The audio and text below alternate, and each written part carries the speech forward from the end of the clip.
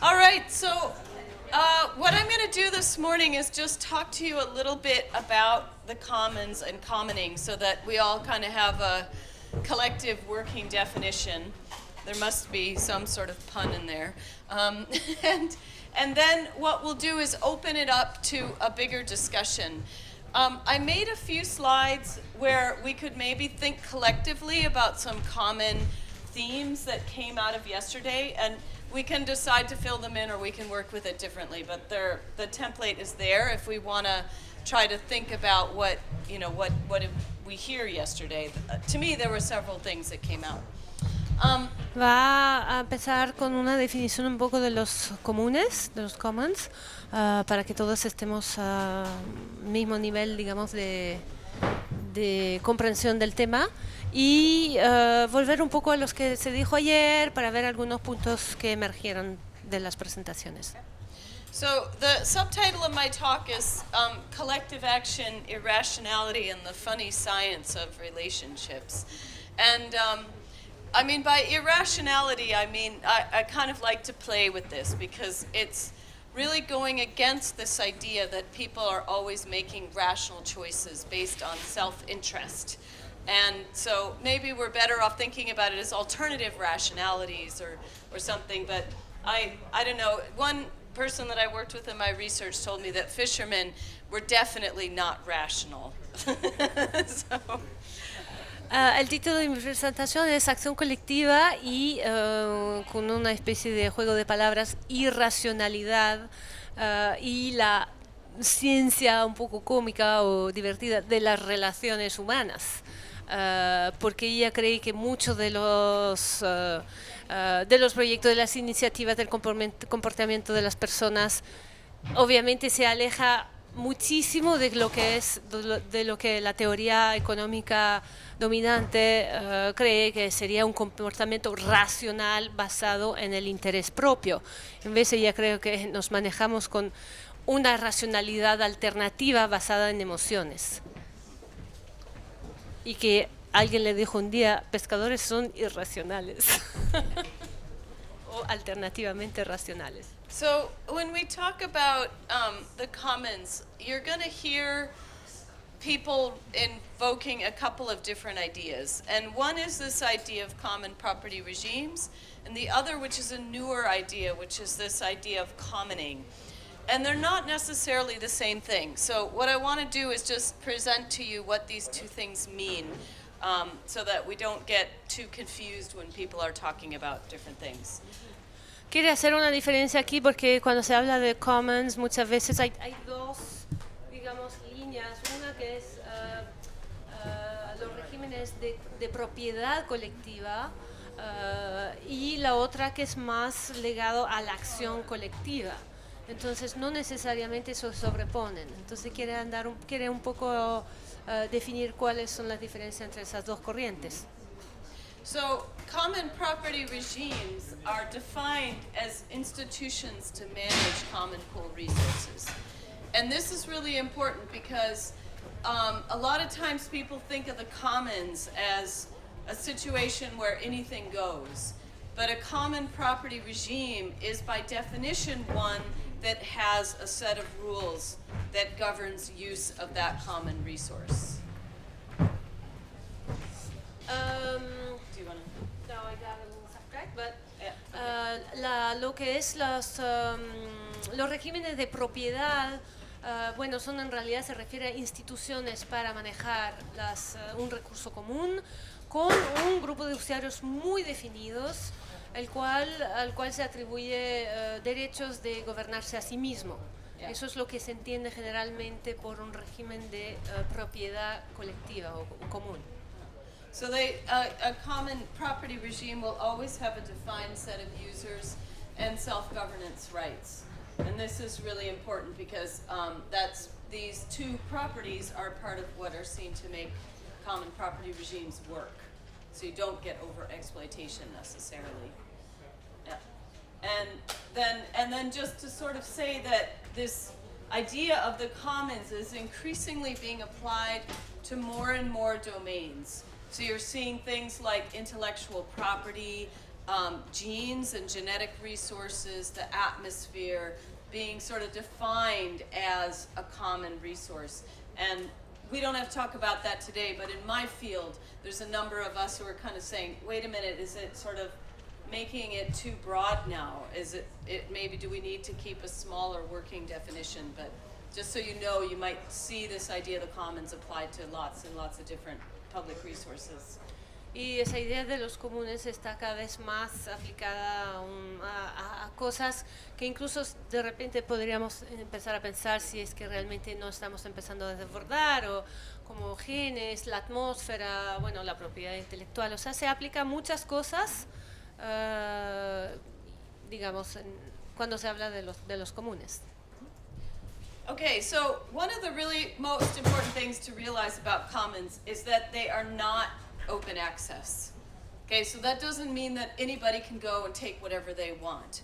A commons is really something that sits in opposition to that situation where anybody can take whatever they want. Una distinción que hay que hacer, que es muy claro, que está a la base de un poco las contradicciones de Harding, ¿no?, en la tragedia de los comunes, que un común no es, y de hecho hasta se opone a la noción de acceso abierto. And also, like a lot of the research that was done on the commons, especially beginning in the late 1970s and early 1980s, was an attempt to show that that common property is not necessarily the same as open access, that common property as a management strategy could work. Y bueno, la investigación que se hizo en ese tema a partir de los años 70 enfatiza el hecho de, o sea, la contradicción, o sea, la oposición que hay entre propiedad común y propiedad privada. And people often, because of earlier statements that were made by scientists claiming that common property always led to overexploitation, their political response was privatization. So if you have private property, then people will take care of it. So this research on the commons showed that actually even common property, people will take care of it if they're in a collective governance situation or arrangement. Sorry for the... Entonces, mucho de las investigaciones se hizo, como decía, contra la propiedad privada, que la propiedad privada era presentada como una solución a la degradación de lo que es común. En vez, todos los estudios fueron ahí para demostrar que no, la propiedad común también lleva a un buen manejo del recurso. Okay, these slides are horrible, I'm sorry. But based on some feedback in April, I thought I would put them up anyway at another Slow Fish meeting. So these are basically the rules that came out of the research on common property. So what do you need to make a common property regime work? And these have been defined based on looking at lots and lots of different cases. And one of the things that I was hearing yesterday was that most of our groups fulfill these criteria.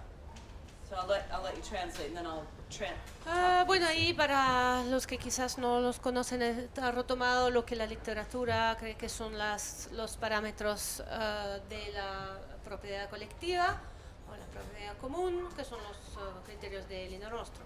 Yeah. So the first and one of the most important ones are clear rules defining group membership and access to the resource. So that means that there has to be some sort of system for who gets to use this particular commons and what can they take from that commons. Esta parte necesito traducirla, tú lo conoces ya, ¿no es cierto? Esa parte la dejo. Yeah.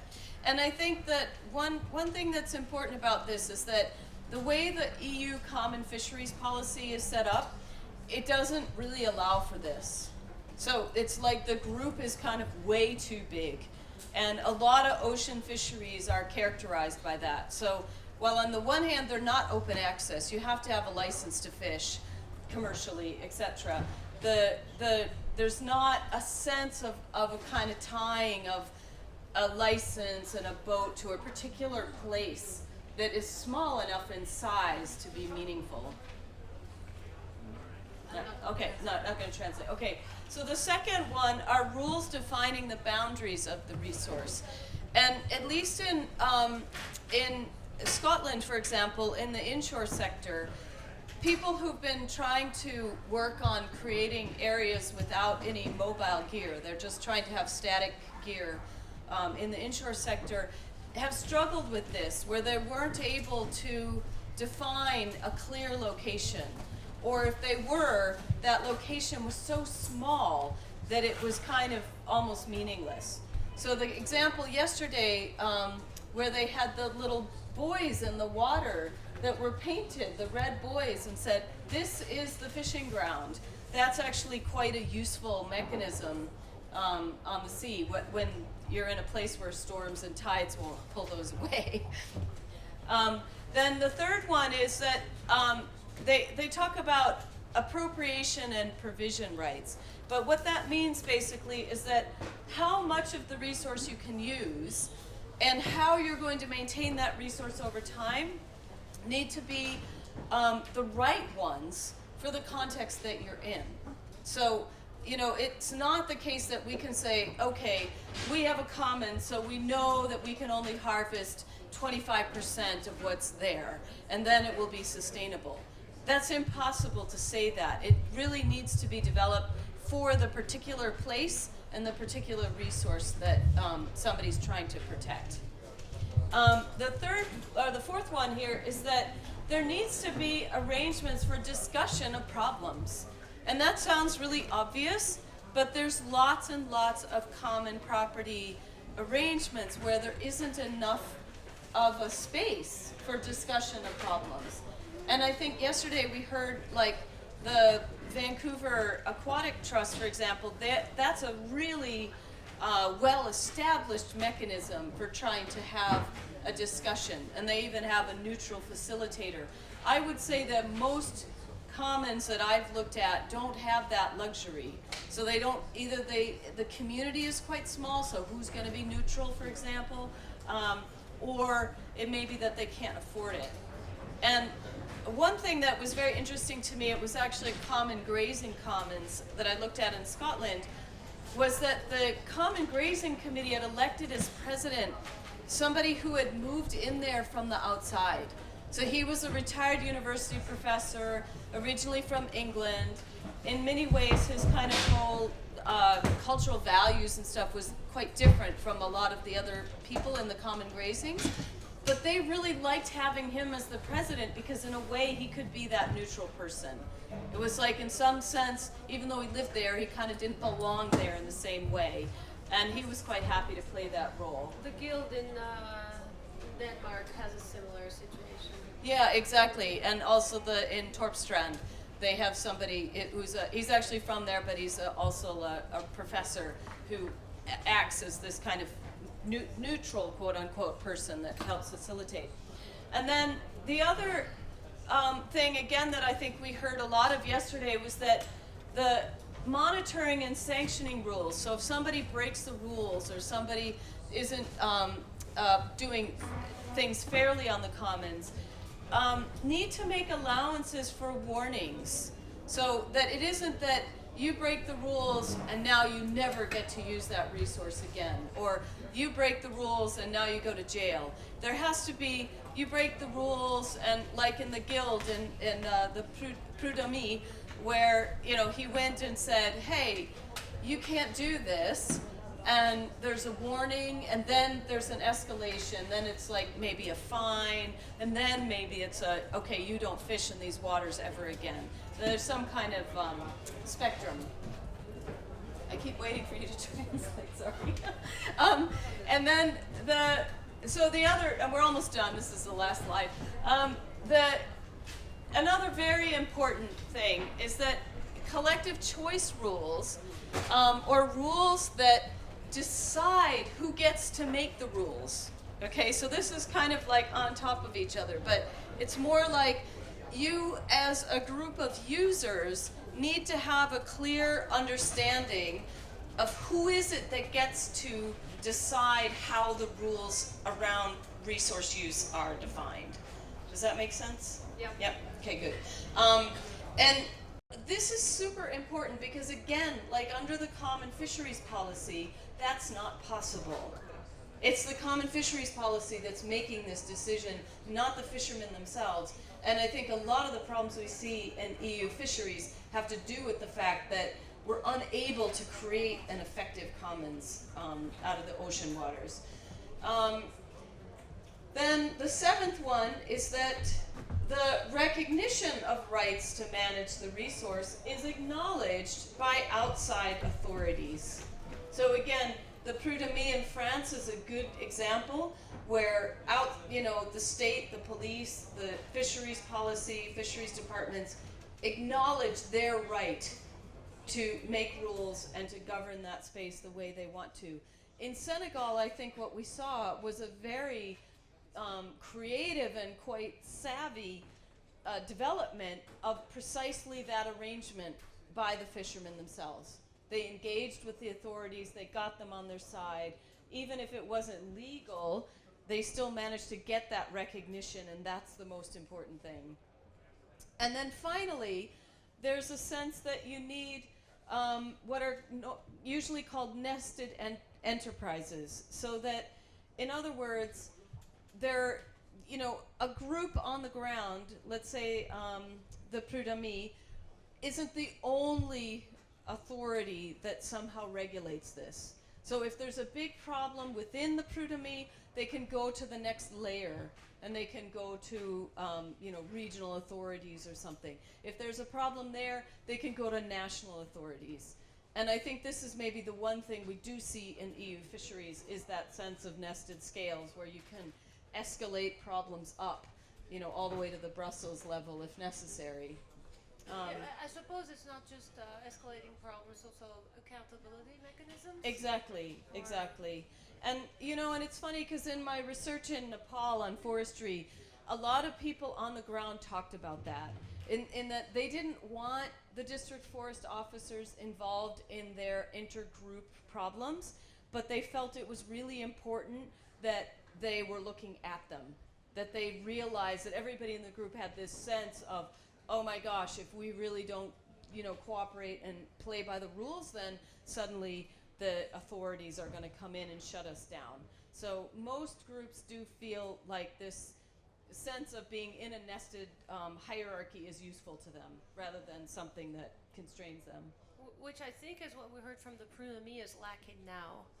So nobody's paying attention to them. Yeah. They have all this history, but there's not enough interest so that people understand what they're doing, and so they're just isolated, gradually isolated. Am I right? So yeah, maybe they have it legally, but they don't have it in practice. And that's another piece of my current research that is mainly being done in developing countries, but I think pertains everywhere, which has to do with the way that property rights or collective action rights are only as good as the acknowledgement we get of them. So if you can't get acknowledgement by other authorities, by other groups of fishermen, etc., then basically you have no rights. So you might have rights on paper, but you have to have them recognized. And I think the South Africans are very much in that situation right now where they're saying, yeah, we have legal rights, it's been recognized by the court, but if they're not being recognized in practice, then we need to go back to the courts and keep fighting for this. Está apuntando el tema del reconocimiento, cuánto es importante, porque la acción colectiva puede ser muy fuerte, pero si a un cierto punto no llega un reconocimiento formal o no, y que además se lleva a la práctica, o sea, no solo se queda en una carta firmada en alguna parte, sino se lleva a la práctica, es muy difícil que se refuerza, o sea, es muy difícil que permanezca la energía de esa acción colectiva. Okay, I'm hopefully done with the boring stuff. Bueno, esta era la primera versión de lo que muchas veces uno cuando habla de commons se refiere.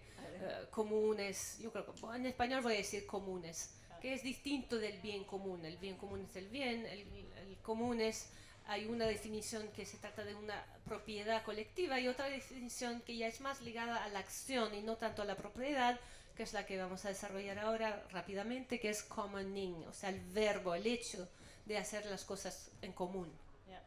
So now I want to talk about this kind of somewhat newer idea that's coming up about commoning. And commoning has been said to be a reaction to this kind of extreme privatization we're seeing in the world today, or what's known as like neoliberalism, neoliberal policies. It's usually oriented around the governance of a common pool resource as a starting point. And this is one of the really important things. So governing the resource is often used as either the first spark that leads to a larger commoning effort, or is sometimes used quite deliberately as a way to bring people together in a community and start to work towards something more positive. And in addition to taking care of resources, collective governance is used as a platform for new relationships that can extend into other aspects of everyday life.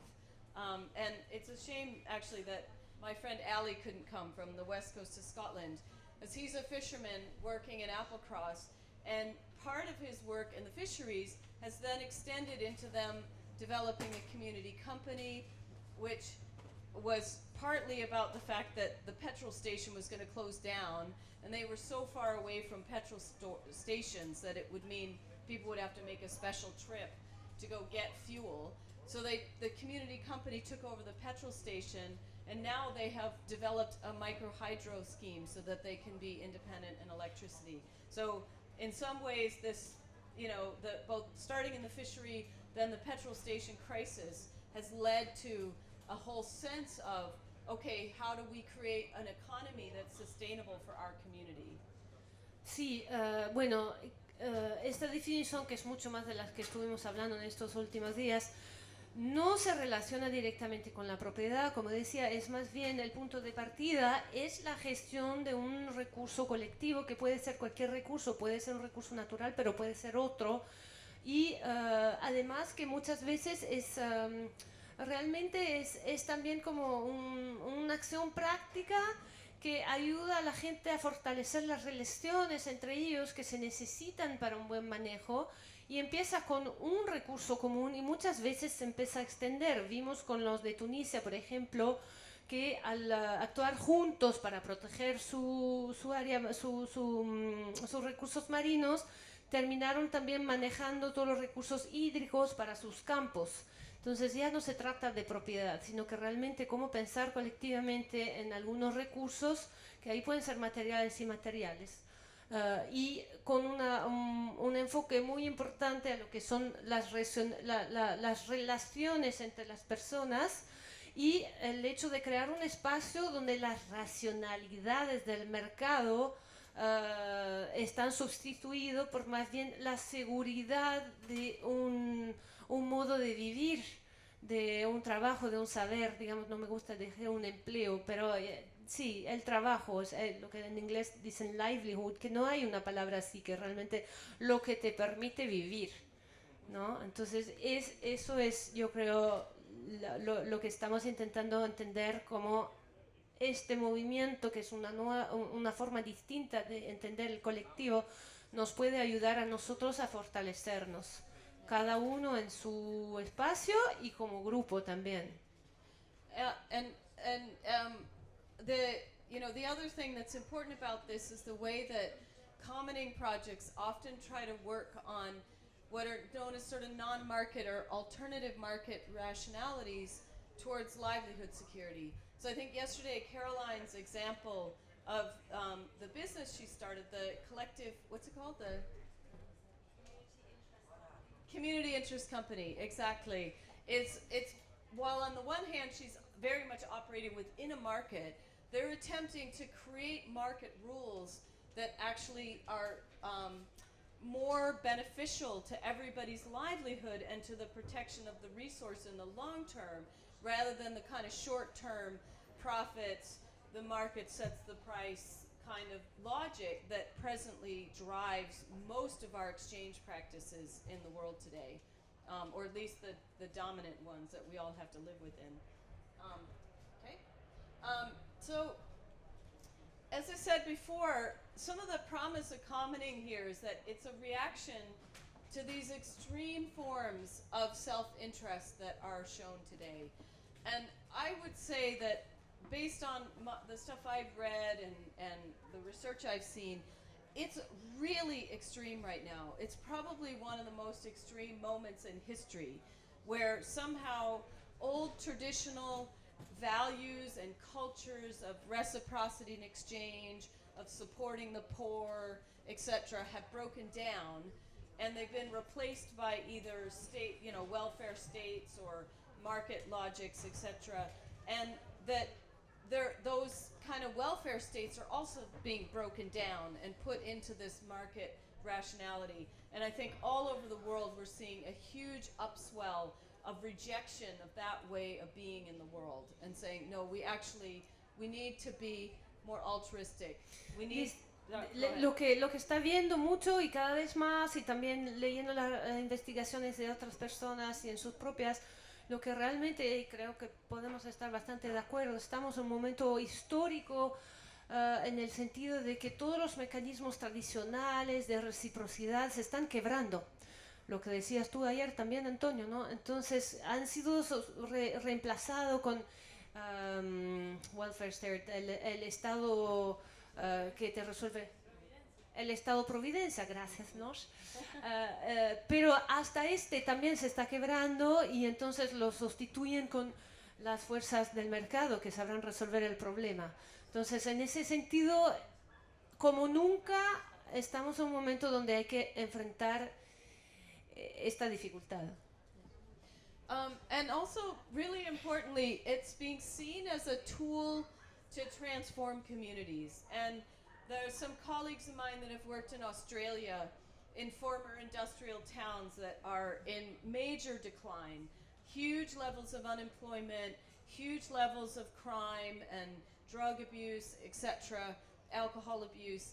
And these commenting projects are used as a way for people to start thinking differently about themselves, about their communities, about creating positive interactions and relationships, which wonderfully, do in fact seem to really turn communities around. That you can get declining areas turn into thriving, positive environments through this spark that's around creating some sort of collective action. Yeah, which is exactly what we have in the Okanagan, don't we? Hey, Daniel. Exactly. Sí, entonces es realmente una herramienta para transformar comunidades y cómo se ven a ellos mismos, cómo empiezan a interactuar para crear estos espacios donde se van a poder regenerar. Yep. Okay. Y en lugares donde, como decía ella, ha trabajado también con gente que trabaja en Australia.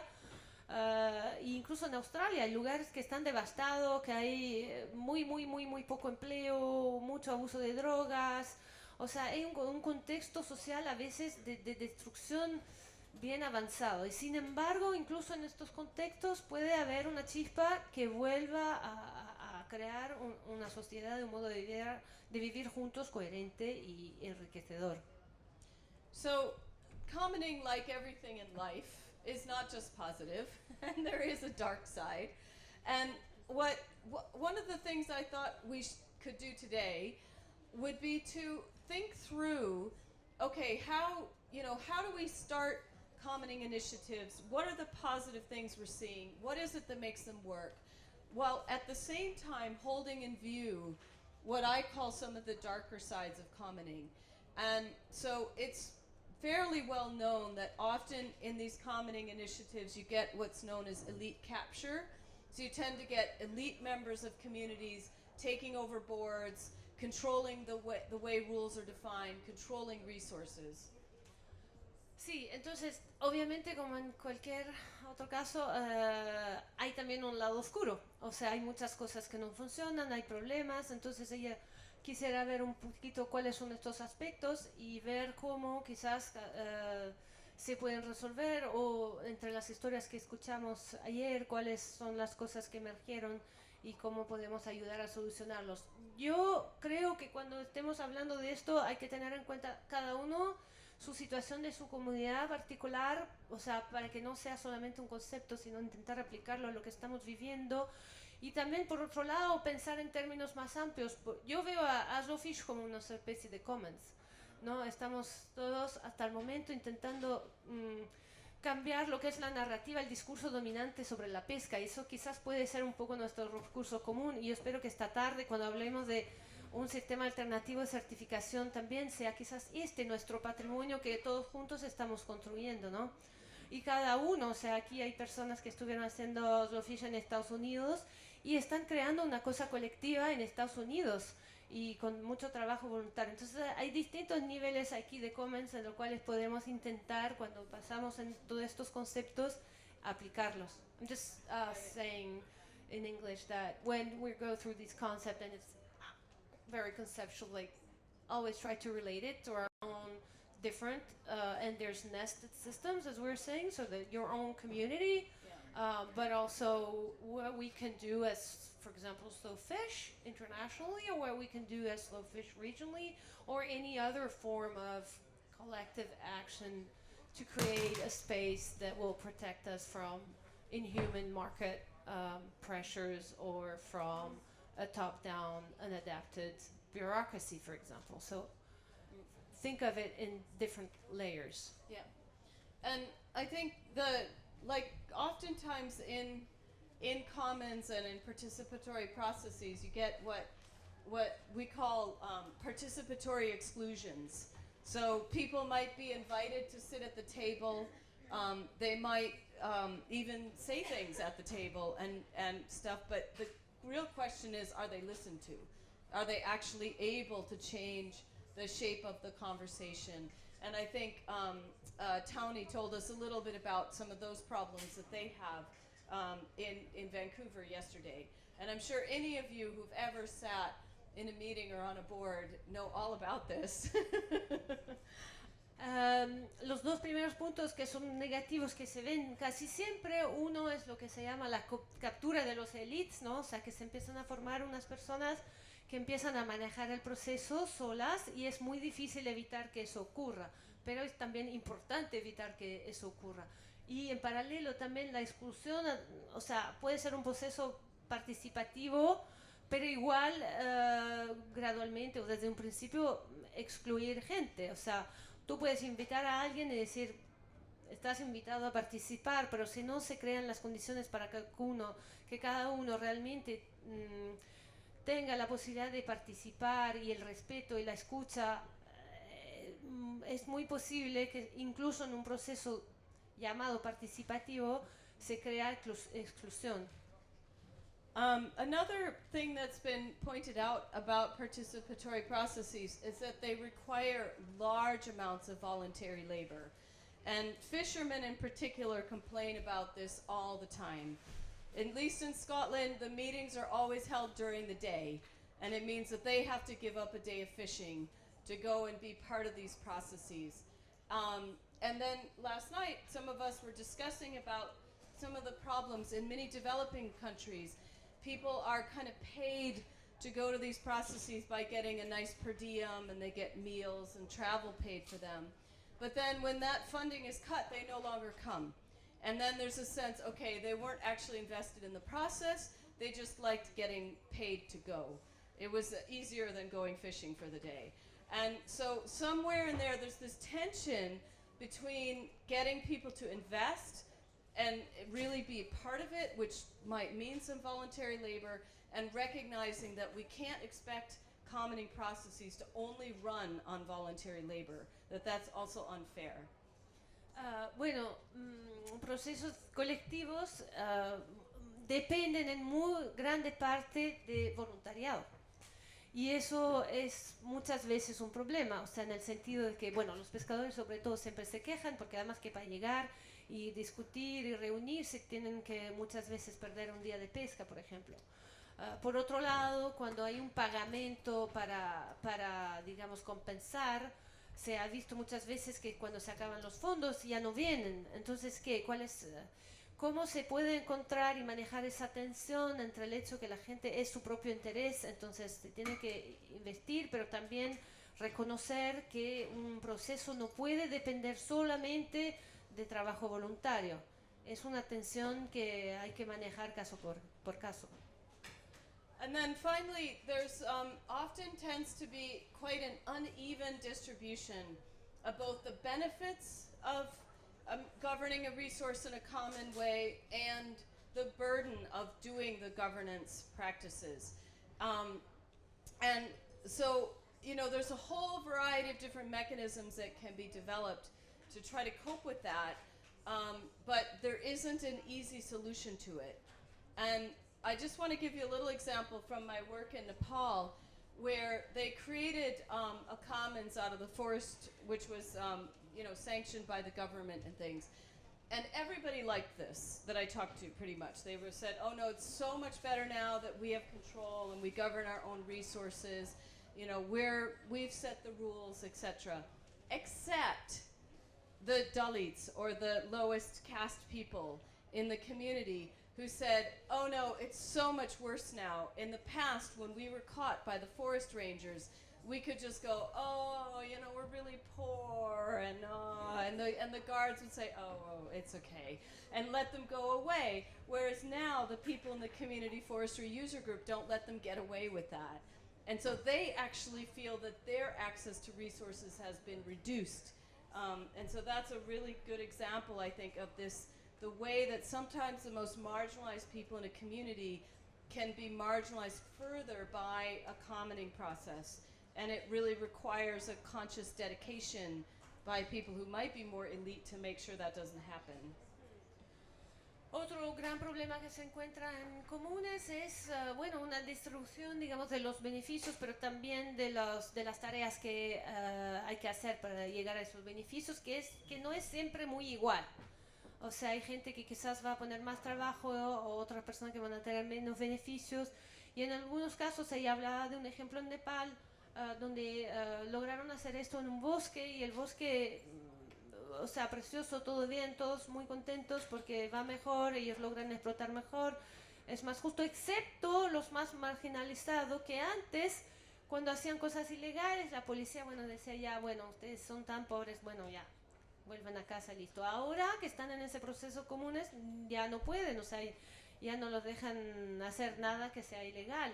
Entonces ellos se encuentran en una situación que eran ya los más marginalizados y se encuentran aún más marginalizados. Entonces es muy importante pensar en eso y cómo volver a integrarlos en el proceso, ¿no?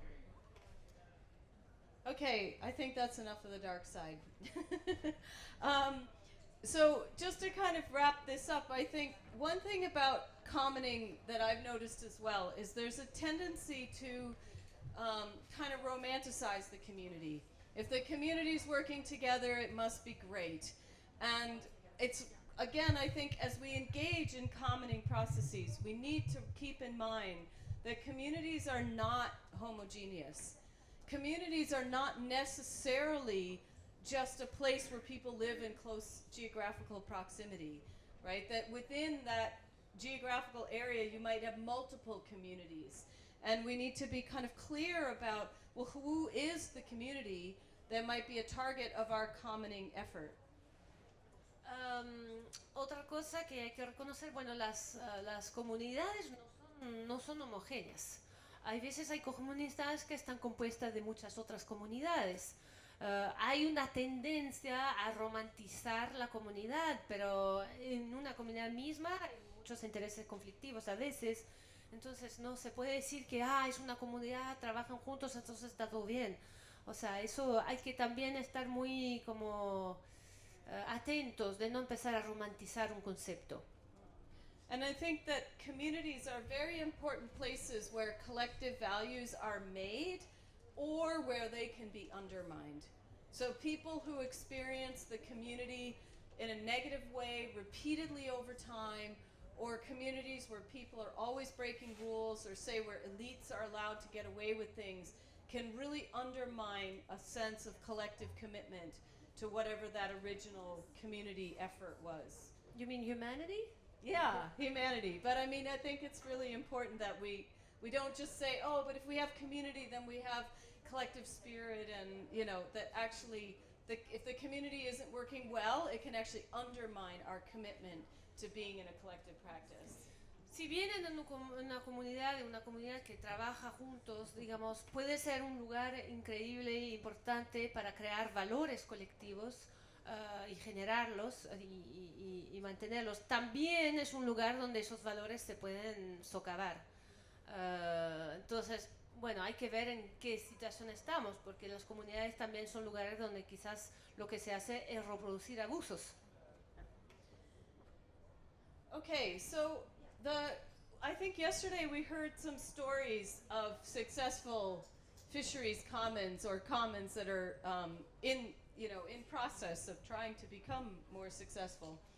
And a couple of things that I just want to pull out that I was hearing yesterday that are maybe a little bit different from those design principles that I presented earlier are that, first of all, they create as well as build from a sense of community.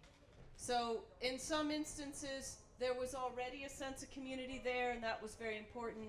In other places, they were kind of actively working on creating that. But this idea that everybody belongs to something is extremely important.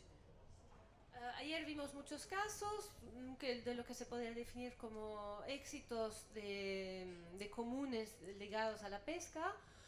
Lo que sí vimos también es que cada caso que se presentó estaba creando y también reforzando un sentido de comunidad, donde a veces lo había desde un principio un poco y se reforzaba, otras veces se creaba donde no estaba ese sentido de comunidad. Secondly, one thing that had struck me was a really wide range of ways that people were trying to get access rights. So some were doing it through laws, others were doing it through, collective decision making, others were doing it through court cases, others were doing it through history and tradition and trying to maintain that. So I think that we don't have one pathway for how we can make sure that access rights are secured, but rather when your access rights are threatened, maybe you can look to some of these other examples for inspiration of how you might go about trying to re-secure your rights. Vimos también como hay una muy grande diversidad de mecanismos a la cual se puede, digamos, tener una seguridad de acceso. Vimos que algunos se apoyaban en una historia muy larga, entonces intentaban, digamos, que la fuerza de esta historia les dé, digamos, una continuidad en el futuro. Otros usaban la corte, o sea, de justicia, otros usaban mecanismos de discusión, o sea, en un esfuerzo colaborativo para repartir esos derechos de acceso. No hay un mecanismo, eso es una cosa donde hay mucha diversidad. And this might sound really obvious, but they require commitment. And I was reflecting this morning on how they also require a lot of time. And I think that, at least for me with my personality, that's something I sometimes forget to do, is just to invest the time of talking to people, going around, being patient with a messy process. And that's something that, at least for a lot of us, we find difficult when we feel our time is so squeezed already. Isn't that right, Caroline? La otra cosa es que parece obvio, pero hay que tener un compromiso muy fuerte y darle mucho tiempo a ese compromiso para que se desarrolle. No es algo donde hay resultados inmediatos, muchas veces son cosas que tienen que reiterarse muchas veces, entonces puede llegar a niveles de cansancio, pero si está ese compromiso, como vimos, y que darse el tiempo de crear las relaciones, de continuarlas y de mantenerlas, lo que vimos también con Edward Lur y los Masái, que cada uno llegaba, se ponía al lado con su carpita y les hablaba por el tiempo que fuera necesario antes de estar seguros que habían entendido que cómo se podía hacer, por qué se estaba haciendo, cuáles los beneficios que serían para ellos y hasta que estaban comprometidos con el proceso colectivo. ¿no? Y eso es una parte a veces messy, o sea que es difícil, pero sin eso no se hace nada. And then I think the one message that came out really strongly yesterday and is difficult, it's what maybe one we just need to preach, is that collective practices are beneficial to individuals in the long term, and they don't often give the same level of individual benefits in the short term. And that's the piece that is sometimes really difficult in today's world, is to convince people that in the long term they're better off. Y vimos también, eso es una cosa muy importante que emergió también de las historias, es que quizás hay que repetirlo como un mantra, casi como una religión, porque las pruebas de esto se demoran mucho en llegar, pero es que al final de un proceso así, los individuos también se benefician. O sea, no es una cosa donde los individuos dejan sus beneficios para entregarlo al colectivo. Es una forma que a través de la acción colectiva termina generando beneficios para también los individuos, y eso puede tomar tiempo, puede ser también en forma un poco inigual, algunos más que otros, pero es un aspecto importante de estos procesos. And then finally, I think the other thing I was reflecting on after yesterday was the way that commons involve struggle. And I'm not entirely convinced that we would ever have successful commoning without struggle. And there's something about human beings where if it's too easy, we're not that interested. And so, but I guess when we're in the middle of it and it feels like it's nothing but struggle, we maybe need to step back and remember that it involves struggle. That's part of it. Struggling doesn't mean it's going bad. It means that you're doing what you're supposed to be doing. Y la otra es que es una lucha continua. O sea, es una lucha y es difícil, y aunque tengan éxitos, es difícil y va a seguir siendo difícil. Ella creo que quizás hay algo inherente de la naturaleza humana, que en el fondo, si no es tan difícil, van a estar menos comprometidos también. O sea, hay algo ahí en ese cambio epocal que no se puede hacer sin esa dificultad y sin esa lucha. Entonces, cuando estamos inmergidos y que ya no podemos más, quizás sea bueno tomar un pasito atrás y decir, bueno, si es tan difícil y que estamos luchando así, es que estamos haciendo algo bien.